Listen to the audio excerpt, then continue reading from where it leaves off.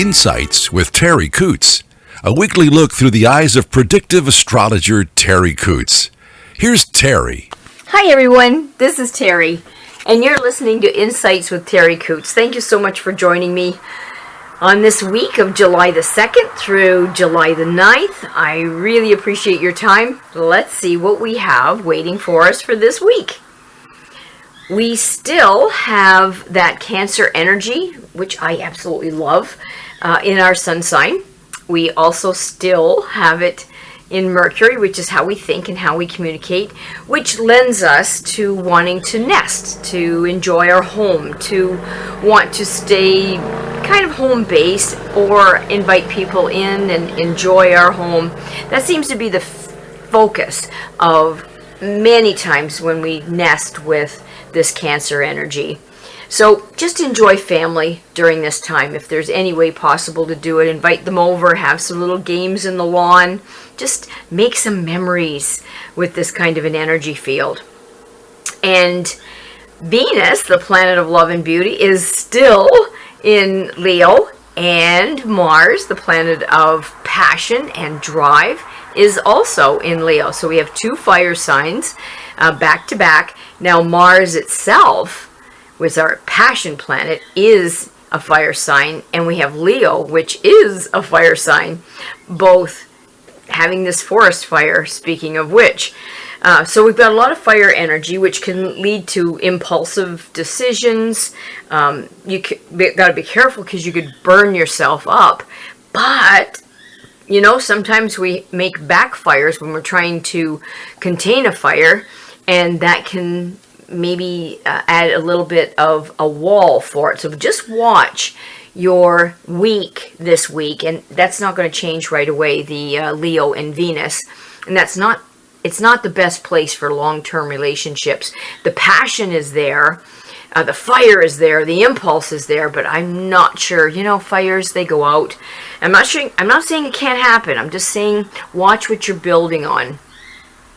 Mars in Leo will change on the 11th, so that's next week, and that's going to go into Virgo. That will offer us some really great energy to be able to look at how can I get this place in order. Lovely.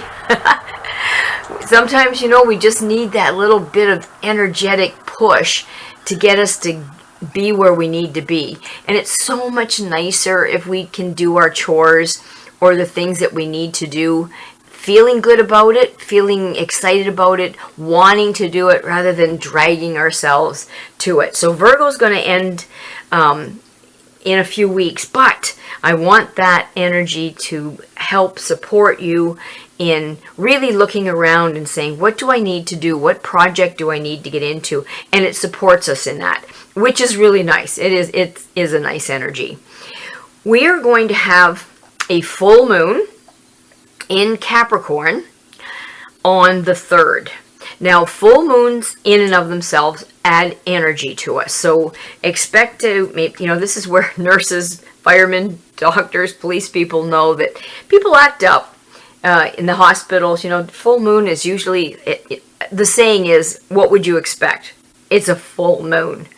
So having that in Capricorn may dull the ridiculousness that we can experience during a full moon down, but full moon is still full of energy. So when you combine that with the coming of Virgo in Mars, that will offer, on the 11th, that'll offer you the opportunity to maybe look around, get a pen and paper. What do I need to do around here?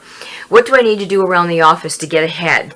Instead of feeling overwhelmed, we could start ahead, getting ahead of it, so to speak, and instead of being reactive, be proactive and just maybe clean that desk up, start a project, and show yourself that you're ahead of it. If you get behind on this energy, that's where the problem is. That's where we can run into energy that says, I can't do this anymore, I can't keep up, no matter how hard I work, I can't do it. So you don't want to get there. So kind of get ahead of it. So knowing this, I've already started to clean the house up, make sure that everything's put away and neat, and clean a couple of drawers out, get some stuff ahead. So I look at it and I say, oh, doesn't that look nice? So instead of saying, oh, look at everything I've got to do. So it's just really a matter of tidying up sometimes. That's all it needs. A 5-minute job, and we think it's an all-day job. Now, as I said, with the full moon adding energy, and then Capricorn being that exceptionally responsible energy that helps us accomplish things and be productive and work at things that we don't really know how we would work at it, but Capricorn gives us that insight to do it. That full moon will give us an opportunity to take some time, if you choose, to spend some time with yourself, to go within and try to understand that core essence. I have the luxury of having some very good friends that have asked me questions about myself, and I have to say I don't know. I don't know. I thought I was thoughtful. But turns out I've got to spend a little bit more time trying to figure out, why do I do this? What makes me do this? Where did this come from? Now, you may not want to dig up the dirt. I particularly don't, because I'm feeling pretty happy about stuff. But sometimes it doesn't hurt to try to understand what is your core essence. Because this is the time to, if you haven't, find what you want to commit to. What you would classify as your life's work. And what's distracting to you, and how do you avoid it? How do you shed this distraction? How do you, with an animal, they'll just turn their head. I can't see it. I'm not looking at it. I wish that worked with me and chocolate bars, but it doesn't. So this will include your emotions, this Capricorn full moon. So your feelings are going to be very, very important to pay attention to and to understand. But Capricorn asks that you see this as information. Don't let it beat you down. That is not the point of it. That's not what they want. What they want is they want you to spend some time with you and try to decide what is important to you. What would you like to spend the rest of your life doing? Where are you short? Where are you strong? How do you work with this? So traditionally, as I said, full moons are a time of energy. It's a time for releasing. It's a time for relinquishing, because we'll be moving after the full moon into a new moon, which is all brand new. So if you have any excesses in your life, maybe just watching too much TV or doing too much Facebook, maybe too much drinking, maybe too much smoking, maybe too much whatever, this is the time to go for it, to drain that. Silent meditation right now is so important. And in that silent meditation, you can exchange thoughts with yourself, or the self, quote unquote self, with your guides, with your power that's greater than you. So whatever spiritual practice you use during this time, this is the time that can help us get to a point where we can let go. And that's your decision. Let go of certain friends that aren't in your best interest. Let go of certain thoughts. Let go of certain patterns. This is the time for it. You've got 3 to 4 days, a couple of days before the full moon, and then 3 to 4 days after the full moon. It doesn't quite go away that fast, but during the epicenter, it's really, really an opportunity to make things work for you instead of against you. The number that we've been given for this week is the number 7. And when you combine number 7 with the planets that are there right now, this is so amazing to me. It supports the potential to realize ourselves, to look and see, what do we need in our lives? Do we need a marriage? Do we need, do we need a partnership? Do we need a friendship? It can be complicated, no doubt. And sometimes we want to be a little bit independent with number 7. And number 7 often offers us unexpected changes in our lives. Just don't force anything. It may be hard not to force things with that fire in Venus and in Mars, but if you can, try to flow with it as opposed to forcing it. So with this energy combining, in order to succeed, it might be necessary to communicate with others. When you're experiencing life like this, you can mirror, it can reflect, and that can allow you to develop self-confidence, because the people around you that care for you may offer you suggestions and what they like about you, what they find valuable. Don't be afraid to even ask. It's not that you're asking for compliments. You're asking to improve and build on the things that are good. And if you don't know what's good, if my dog sits and I don't say good boy, he might not repeat it. And I do see that a lot in the dog training, where many people don't know how to reward their dog. They'll say, good dog. The dog just came flying across the field, 90 miles an hour with their hair on fire, and they get, yeah, good boy. I wonder if that's going to happen twice. So we have to put our energy into it. We have to put our feelings into it. So with these unexpected changes in our lives that could come for some of us, your tool will be flexibility, adaptability, being able to flow. So in order to succeed, as I said, you've got to communicate with others back and forth, and friendships and relationships will play a major role, and number 7 supports that. This offers us the opportunity to cultivate, through diligence, really going at it and learning and growing and reading those books that we need to read, a very rich spiritual life. And I believe that if more of us practice, not religion, I'm not talking about religion, I'm talking about spirituality, internal morality. If more collectively, if we practice this, we wouldn't allow some of the inadequacies that we see that are occurring, in our politicians. There are some real good ones, I know that, but they are so few and far between lately. And that's what we have to fix this. We really do. And we might just do it from the bottom up. So go to the countryside, enjoy those trees, enjoy, if you can find a breath of fresh air, but a tree can offer it to you. Go, there's no mountains in this area, but if you were near a mountain, if you're listening to this podcast and you're in British Columbia or someplace that there's a mountain, go there. If you're someplace that there's a sea or a river or a lake or a pond like I have, maybe sit with it and gently reflect on things. Work on different healing talents, physical, emotional, spiritual. That's what number 7 likes to offer to us, combining with where the planets are right now. The weaknesses of number 7 is excessive pessimism and curtness. So really be careful. That fire energy can really add to that, so be careful of that. And with that Leo energy combining with number 7, because Leo roars and all that ego, might be too proud and inaccessible, so then some of our lessons can't be learned, and that becomes lonely, and maybe we don't have the realism that we need, so we might lack realism in that. So just be careful. Just be careful. Some of it's good, some of it'll challenge us. Now, the vulnerability, health-wise, this week, the very first part of the week can be our back, our joints, our knees. So it can be the joints, inflammation, sore knees, sore backbone if you have any of those problems, sore neck.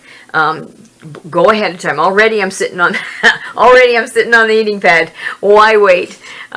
For me, I find the heating pad works wonders. It doesn't work for everybody. Some people like cold packs. So everybody's different. You should know at this stage what your body likes and indulge it in that. And then towards the middle of the week, it'll move down to the calf and the shins and ankles. They can be very vulnerable. So this is the time if people turn their ankle or slip and not necessarily fall, but turn the ankle or hurt themselves in the lower limb kind of thing. So just stub their toes, Achilles heel gets torn. Just be careful with that. And then towards the end of the week, it goes right flat down to the feet, the bottoms of the feet, the toes. But it's also a psychic energy field that can really increase that pineal gland and really help us look at how do I tap into that intuitive part that is very, very important for all of us to own, understand, and make good decisions. Now, I did pull some tarot cards for us.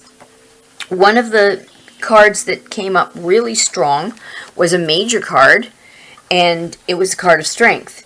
And in this, again, back to morality, I guess they're pounding that at us.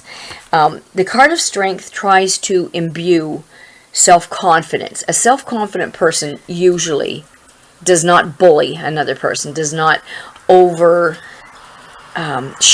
a person. They don't have to. They know who they are. There's no need for that. There's an inner strength that's quiet in the card of strength that lends itself to action, but also that power of conviction that is subtle, but so powerful and so owned, it can really make a situation smooth out and work for us. Patience, wisdom, assertiveness with being kind, the gentle force of strength and knowing what's right and what's wrong, but gently. The ability to overcome problems, not be sunk by them, to look at the problem, say, yep, that's a problem. Now, how do I approach it? That's the ability that's going to be offered to us with the card of strength. And to be able to solve these problems through our willpower. We will not give up with this. It's a very strong position. It's self-disciplined. There's a faith that starts to grow in us of our own abilities. So, because we get to know ourselves, especially with that full moon in Capricorn. We're being offered the opportunity to know ourselves, to know where our strength is, to know where our weakness is, to know what our convictions are. And that is amazing. It's just amazing. So it's a very powerful card that's being offered to us. And the other one that is very, very powerful right now that's being donated to us by the universe is love. It's an emotional energy. It's saying if you are in a union with a person right now, look at it, feel it, strengthen it, water it, fertilize it. Make it happy, make you happy, and then you make the other person happy. It's sharing, it's warmth, it's attraction. What other wonderful thing than to be in a relationship where you're truly attracted to each other, even after years. Wow. Now, some of you may be attracted to new people, so you may be offered an opportunity to encourage a new relationship. So remember, in this relationship, the universe is trying to teach us mutual exchange, to have a rapport with each other and remain friends. Even though it may be romantic and a balanced partnership, it's still about remaining friends. So that's what they're going to offer us this week. Because it's a general reading, not everything is going to apply to everybody. You may be having a friend that you can see that this applies to. But some people are going to be the recipients of news, good news. And that news could be long awaited, but it's supposed to spur transition in that person, those people's lives. Take advantage of that transition is nice change. We need a lot of changes right now. The weather knows that. So with this good news on top of all of this, it allows us to move forward in a really good way. So we've got some really great opportunities this week.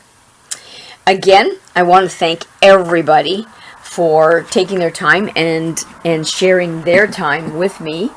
I would really like to thank Charlie O'Brien. He has us on Spotify podcasts, on Apple iTunes, on Amazon Music, on SoundCloud, and YouTube. He shares the link with me, and I put that on Facebook. If you've missed any of the previous podcasts and you want to jump in or just refresh yourself, he's got the website up. If you need a website, he's a good one. www.terriworld.com. He's archived 4 or 5. Charlie is really good at technology. don't be afraid to look him up on Google and get in touch with him. Or if you'd like to get in touch with me, I can give you his number, and then you can get in touch with him. So thanks again, everybody. If you need me, my number to call or text is 519-726-6699, or you can email me at terri.coutts@gmail.com. Thanks again. You have yourself a lovely week, all of you. We'll talk soon. Bye for now. Thanks for listening to Insights with Terri Coots. Visit Terri's website at terriworld.com. TERRI world.com.